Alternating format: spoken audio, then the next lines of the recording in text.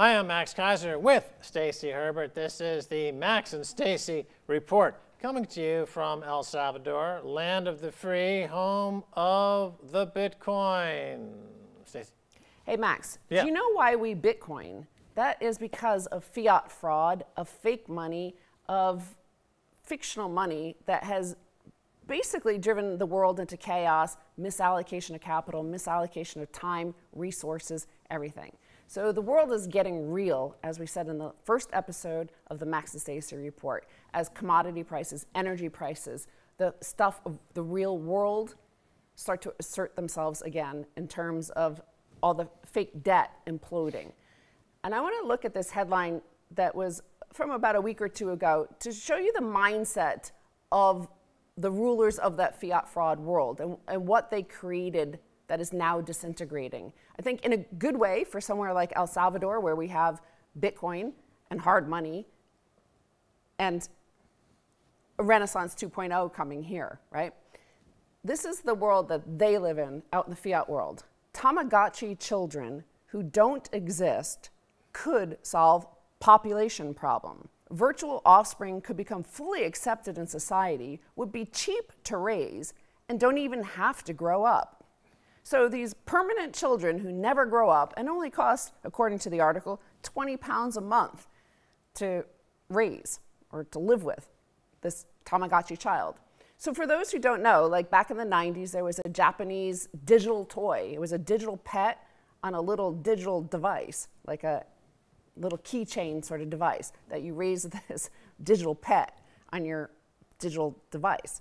So they're seeing this as possibly an answer by 2070 that we could all, those who can't afford it because of all the fiat fraud, all the money printing, all the fake money, if they can't afford the prices of food, of diapers, of raising a child, of educating a child, well, you could just have a Tamagotchi child. All right, so Silicon Valley wants to sell us children as a service. And they want to bundle their Netflix and telephone subscriptions with 2 or 3 kids, virtual kids. They think that this is a good way to scale humanity. Because obviously humanity can't scale now because there's too many physical beings on planet Earth and they have too many resources that they're consuming. And it's not working out too good. So this is the solution. Obviously, this is insanity, but insanity is trading up on all world markets. I also think that it's a fake problem. I don't think there's a population problem at all. I think Elon Musk is right that we could double or triple the global population and we would be fine. But what they do is they say that's a problem.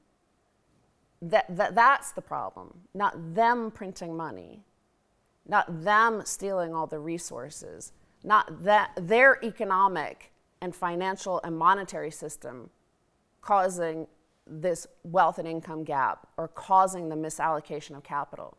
They themselves have created it, especially since August of 1971, when we went off the gold standard, when gold was money. And then for the US, it became quite difficult to pay back those debts. They couldn't afford their debts. So they said, instead, let's come up with a cheaper, easier way to pay back our debts. We're going to go on an all-fiat standard.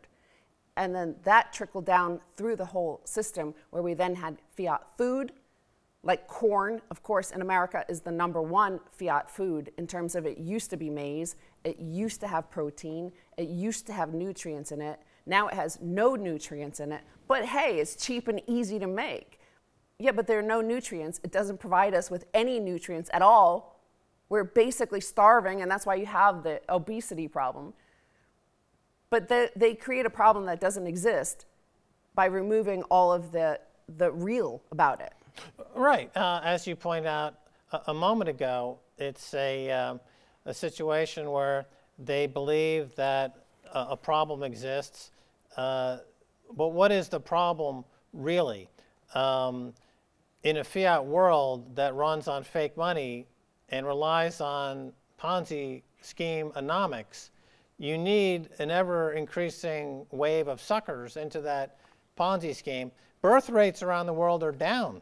Birth rates are falling, you see? So the Ponzi-onomics purveyors of these central banks are saying we need to create virtual children to participate in our virtual Ponzi scheme. That's the problem that they're genuinely thinking that they're solving, is that they need more virtual participants in the Ponzi scheme of fiat economics. I think it's more like the notion that you see from the World Economic Forum, from the World Bank, from the IMF, from those sorts, the Klaus Schwabs of the world, where they'll say, you own nothing and you'll be happy. And now they're saying, in fact, happiness isn't necessarily important to life. Here they're saying, the Tamagotchi children, okay, if inflation is soaring all around the world, if the economic global disaster that they cause is making it difficult for household formation, that, hey, we have a solution for you. It's only 20 pounds. Well, you know, what they're trying to divert your attention from the situation, the actual systemic problem that they created. They've done this since 1971, when people have accepted that we no longer have any measure of wealth.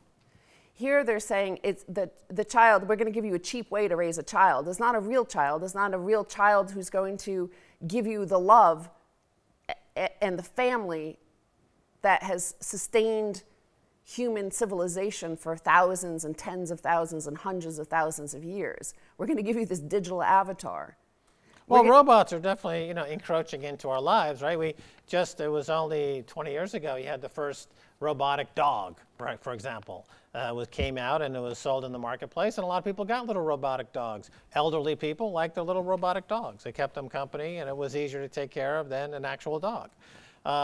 This is a trend that's been in place for a while, and people have grown accustomed, and they participate in Second Life and online worlds as if they are real worlds. The world of witchcraft, different online environments and economies and worlds, people dress up and they participate in these parallel universe world. And so why not, extend it to the next level and just say, well, actually, we're going to sell children as a service, bundle it with your Netflix subscription, and you'll have just as much fun with your virtual baby that'll never grow up, by the way. I mean, wasn't this the basis of that story Peter Pan, where the kid never grows up? I mean, this is a classic hubris of thinkers and writers of past, where society's on the brink of disaster when everyone's afraid to grow up. They're afraid of responsibility. Genuine responsibility for an actual child can be daunting. But if you have a virtual child that you can flick a switch and delete anytime they annoy you, there's very little responsibility to that. It's like a permanent nanny state, right? They like to be in control of everything and infantilize their population, indeed. And here's a quote that's just fascinating, right? The academic who thought of this, who was a former government advisor, her name is Katrina Campbell.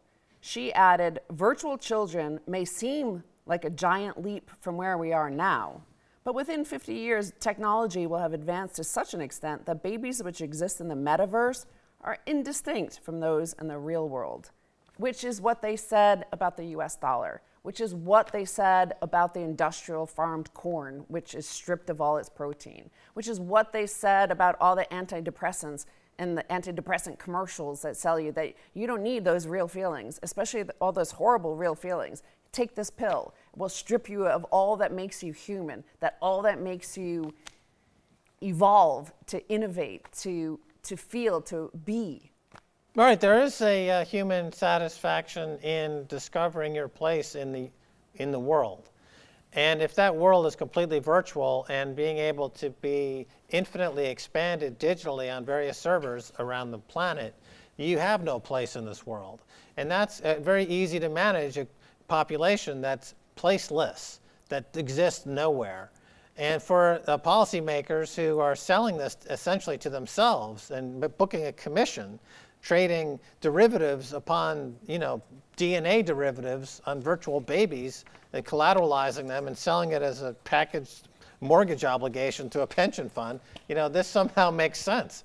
But it would be the self-evisceration of our species for no reason other than a few academics got bored at a cocktail party in New Jersey one afternoon and decided to delete humanity. The phrase she uses is a giant leap, and it is like a giant leap off a cliff. like the whole population just leaps off a cliff for no reason other than that we forgot who we are and where we came from, because we removed ourselves from the source of wealth, from a real economy.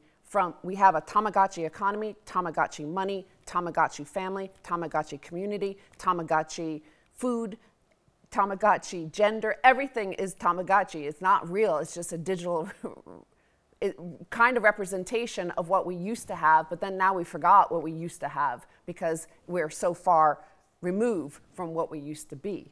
Right. We have no reference to the real. All of our memories are based on the fake. So we have a couple of generations now that have completely lost touch with the physical reality of the world. Now, what's happening economically around the world is a reintroduction of the physical world. So we went from, as we've talked about, the pricing of commodities, securities, bonds around the world, which has been based on the US dollar as world reserve currency, which is a fake currency now for 40 years, has left those who produce commodities at a disadvantage until 2022, when the commodity producers of the world said, you know what, we prefer to price things based on how we're the producers.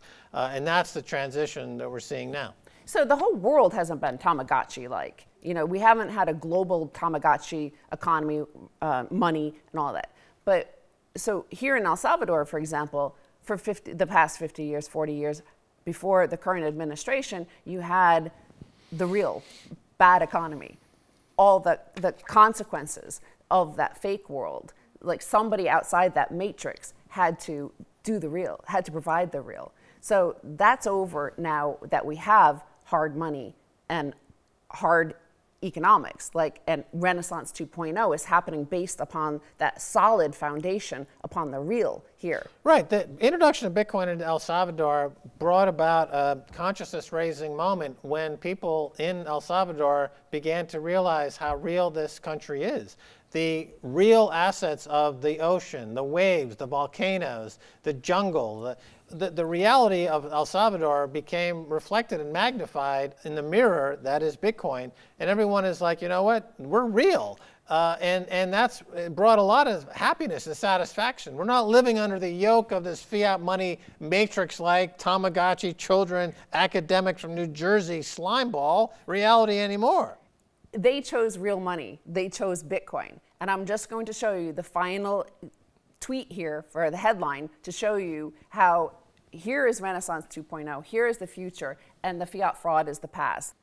This will go into a monetary policy history book someday. Most searched term in every state. March 4th, 2021, stimulus check. Remember, Max, this was right after Joe Biden had taken office. He sent free money on top of all the other free money that had gone before it the year before. April 29, 2021, they get this free fake money based on nothingness. It's not real wealth, not real money. And where do they go? Dogecoin, a fake meme coin that mimics and pretends as if it is a real community and a real money like Bitcoin.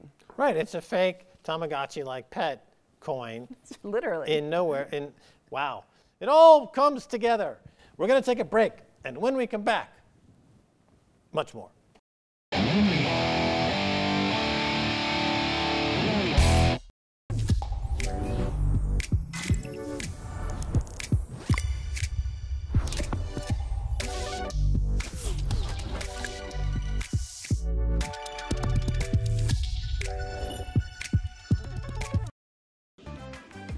Oh, hi, I'm Max Patrick, and this, of course, is Plucky. I got a new job. I'm now Plucky's trainer. We're doing some of these sit-ups here. He wants to get as strong as possible for the fiat money apocalypse. That's right, Max. We're both heading into the fiat money apocalypse, and I'm stacking sats over on Bitcoin. Oh, that's so smart, Plucky. How did you get so smart? Get the Swan app.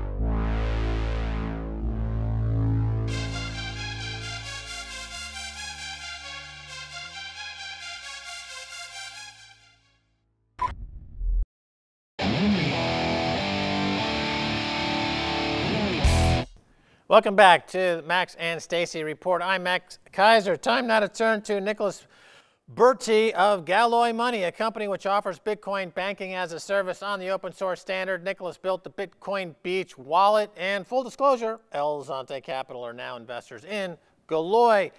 Nicolas, welcome. Thank you for having me. So, so-called crypto markets tumble and various speculative DeFi and algorithmic stable coins implode at the moment. There are some that just build solid Bitcoin products. Your thoughts on the ongoing chaos in this altcoin token market? Yeah, I think as it unfolds, we are learning about everything that has happened in the background. My understanding is it really starts with Terra and UST falling apart some weeks ago.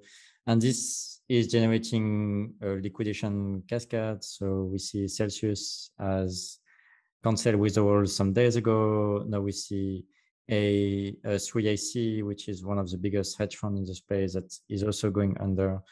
And I mean, this is a 3 that we know of. I guess there might be a lot of others that are currently going under at the same time that we don't heard, that we are not hearing about yet.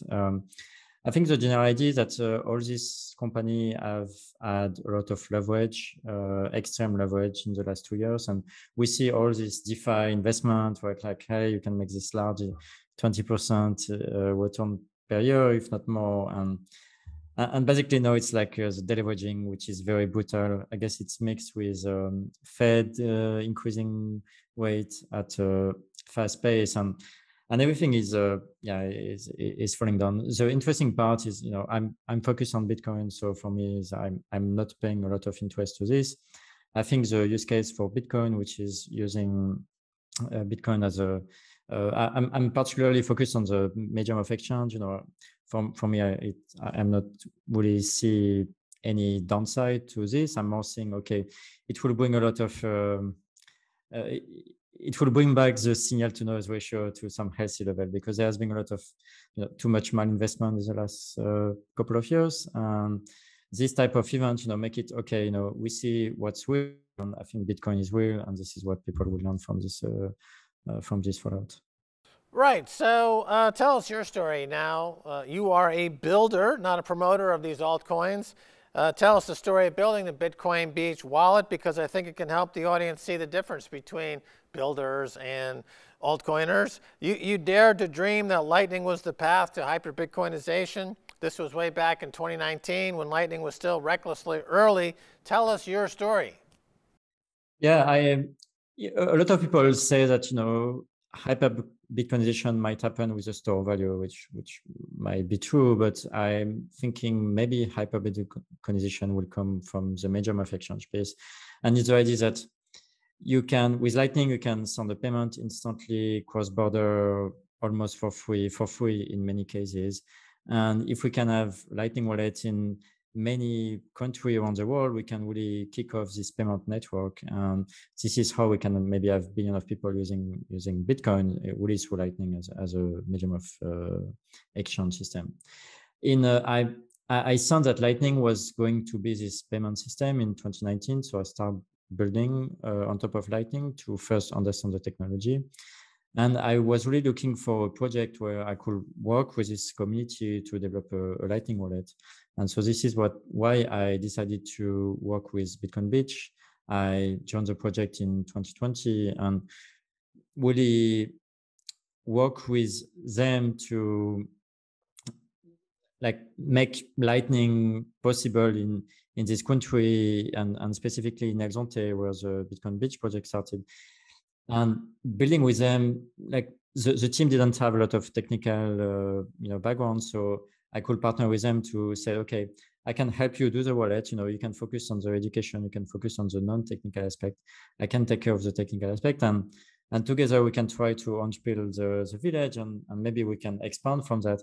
It's funny because we're laughing, I guess, end of 2020, say, hey, let's put El Salvador as the first country on the map, by adopting Bitcoin. And it was really a joke when we were talking about this in 2020, but obviously we know the rest is history, I guess, because the country adopted Bitcoin as a legal tender probably a year after I started working there.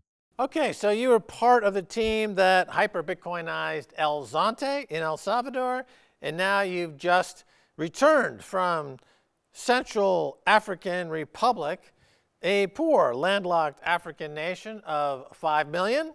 The president recently announced the country would adopt Bitcoin.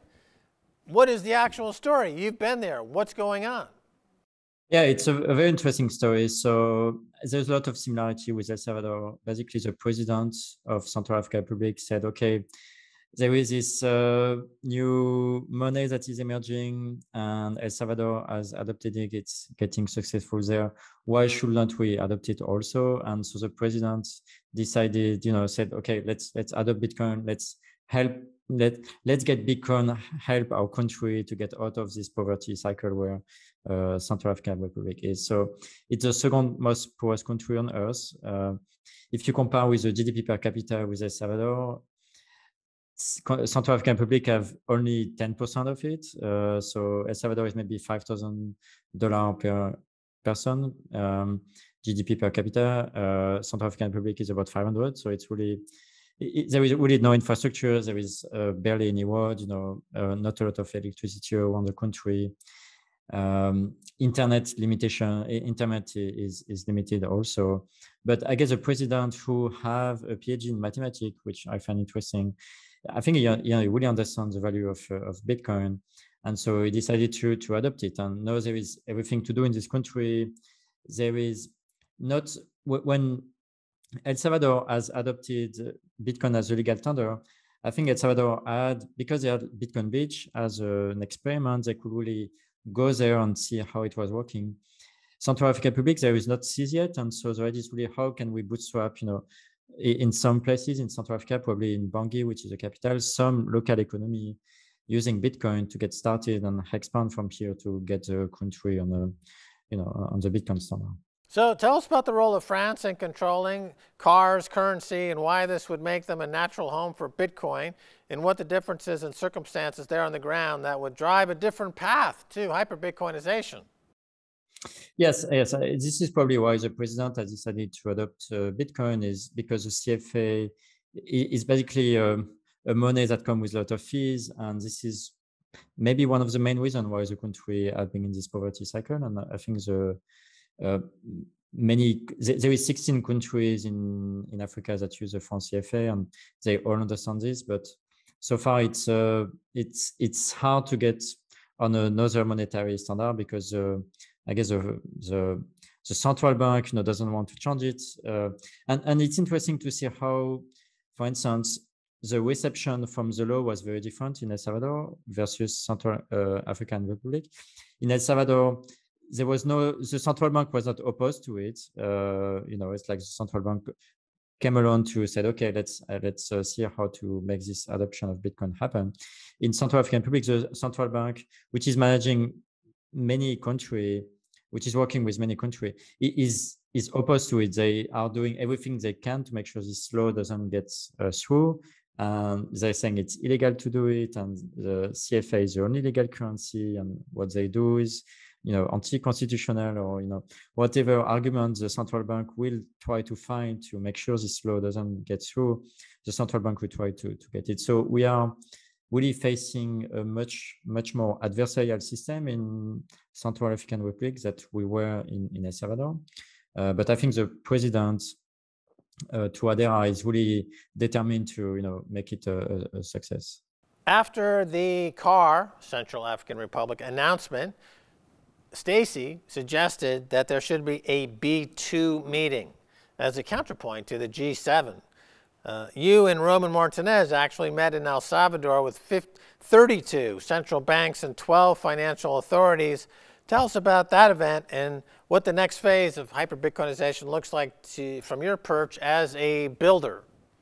Yeah, so all these 44 countries effectively came to El Salvador a couple of weeks ago. And really, they have learned about Bitcoin and Lightning. They've made their first Lightning transaction in El Zonte.